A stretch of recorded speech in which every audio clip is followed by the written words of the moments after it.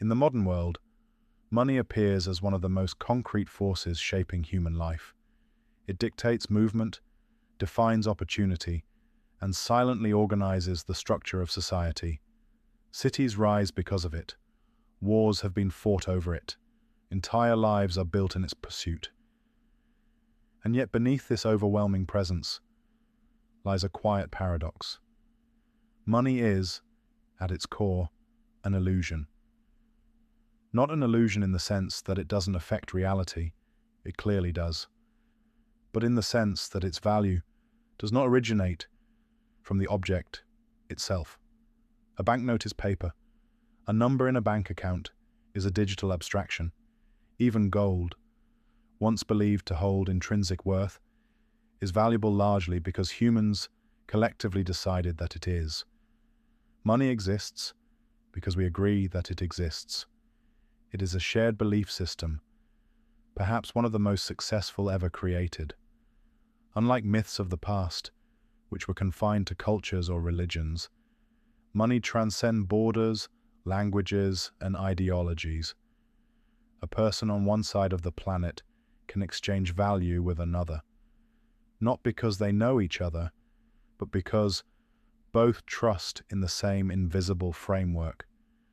This is the first layer of the illusion. Money has no inherent meaning outside of collective trust.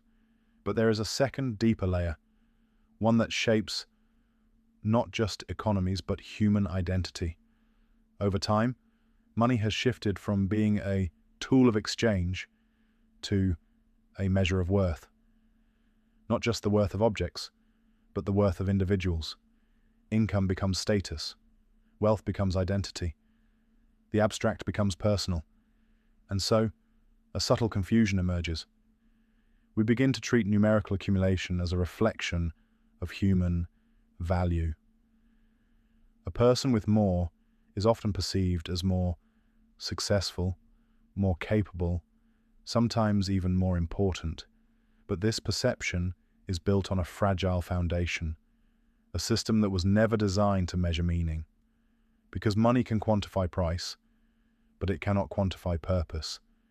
It can assign value to labor, but not to love. It can calculate cost, but not significance. It can buy time, but not create it. And yet people routinely exchange the finite, irreplaceable aspects of life, time, attention, relationships, for something that is, in essence, symbolic. This is where the illusion becomes existential. Human beings begin to live as if the symbol is more real than the reality it represents. The pursuit of money becomes not just a necessity, but a central narrative. More becomes the answer to questions that were never financial to begin with.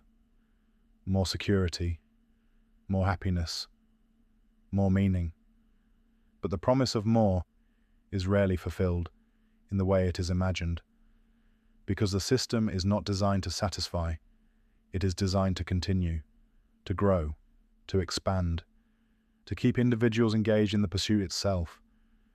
And so, the illusion sustains itself, not through deception, but through participation. Every transaction reinforces it. Every salary, every purchase, every price tag. These are not just economic actions, but acts of collective agreement. We continuously recreate the system by believing in it. Yet, there is a quiet freedom in recognizing this. To see money as a construct is not to reject it, but to reposition it. To understand that it is a tool, powerful, necessary, but limited. It can shape the conditions of life, but it cannot define the essence of it. This shift in perspective changes the question.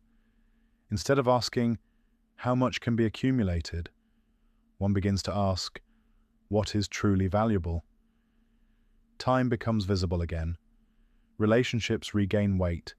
Experiences are no longer secondary to acquisition. The illusion does not disappear, but it loses its authority. And perhaps that is the deeper insight. Money is real in its effects, but imaginary in its nature. It governs the external world, but only if it is allowed to govern the internal one.